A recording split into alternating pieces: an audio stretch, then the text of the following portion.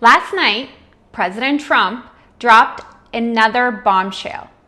50% tariff on copper and a possible 200% tariff on pharmaceuticals.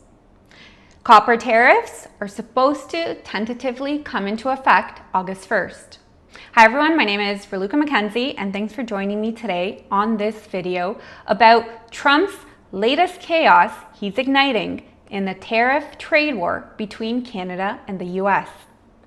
What I would love to know is, who taught Trump his math? Because he honestly just pulls numbers out of his behind. And he is the president of the United States of America.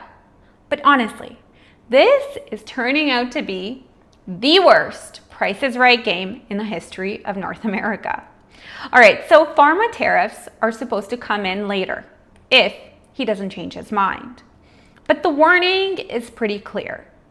This is aimed directly at countries like Canada. And if we don't pay attention, and if our government doesn't come up with some extremely strategic and clever plan, this is going to be worse than the steer tariffs. This isn't just some random trade move. It's targeted and it's designed, and it's going to hit Canada hard if we don't open our eyes. Trump announced the copper tariff late last night, and almost instantly, copper prices exploded. Over a 10% jump in futures. That's a pretty hefty market reaction. Meanwhile, pharma companies got a chilling warning. They've got 12 to 18 months to bring their operations back to US soil, or they will face a 200% import tax. Now let's be real. That kind of pressure will absolutely shatter international supply chains. We're one of the biggest copper suppliers to the US. So this isn't just a US domestic policy.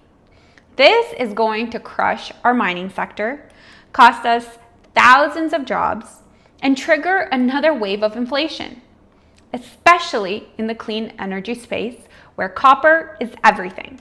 It's EVs, wind turbines, solar grids, smart homes, battery storage. All of it relies on copper.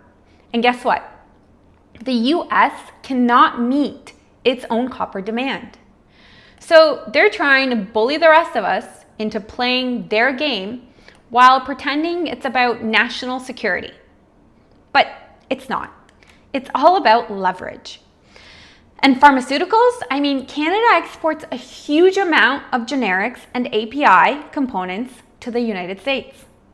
So if Trump slaps 200% duties on those, as much as it would be devastating for Canadians and jobs, let's not forget this affects the US tremendously as well. He keeps saying he wants to bring these industries back to the US. But this is not something that just happens overnight. It takes a tremendous amount of coordination, planning, infrastructure to bring these type of industries into your own country. Listen, I understand. You have to start somewhere. But these drastic measures being applied so carelessly will only corner the US in. Everyone will see shortages, delays, price spikes, and a massive squeeze on already fragile systems. Trump's basically saying, obey our trade rules or suffer. And let's not forget, this comes after he imposed 50% tariffs on Canadian steel and aluminum.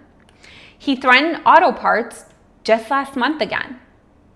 We implemented and dropped our DST, Digital Services Tax, within 48 hours to try to avoid this trade war from escalating. But Trump is still doing these things.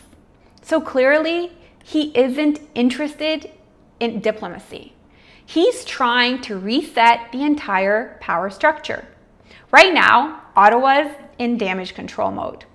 The loonie dropped to an 8-day low after Trump's announcement. The Bank of Canada is already struggling with inflation and consumer debt. If copper slows down and pharma costs explode, we could see another interest rate hike. They would do this to stabilize our dollar. Meanwhile, the US Treasury is loving this. They're saying tariffs like these could bring in $300 billion by year end. I mean, that's a huge haul. And Trump's already floating the idea of using it to fund more tax cuts. But will this actually pan out that way? And then Canadians. I mean, this whole strategy, this tariff barrage, it's meant to isolate us, weaken our bargaining position, and force us into a one-sided deal. Trump wants full control of North American trade. That seems to be his endgame. Because this is not about fairness, it's about dominance. Countries like Japan and South Korea are already sending trade reps to DC. Trump does this. He weaponizes tariffs, destabilizes allies, and then he demands concessions. If he moves on to softwood lumber again, or energy exports, for example, we could be looking at a full-blown trade ban.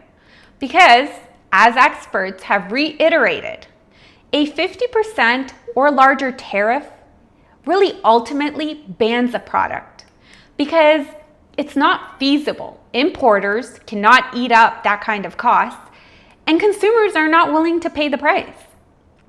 Canada needs to start making some sort of moves.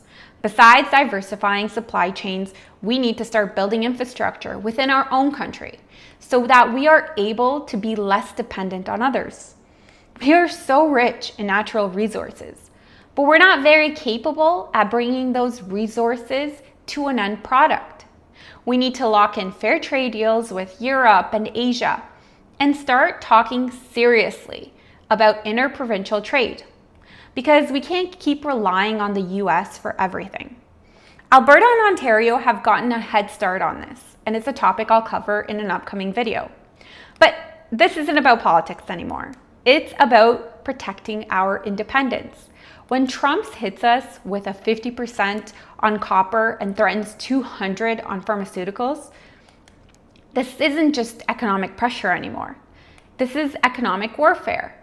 And if we're not prepared, it'll be our jobs, our supply chains, and our sovereignty on the line. That's where we're at today. Ladies and gentlemen, if you found this breakdown helpful, please hit the like button and make sure you're subscribed, because I'm going to try my very best to keep covering this story every time it escalates or changes. As much as I wish I was sharing some great news, you need to stay informed and know what is going on in our country. Thank you so much for joining me today, and I hope you will have a wonderful day.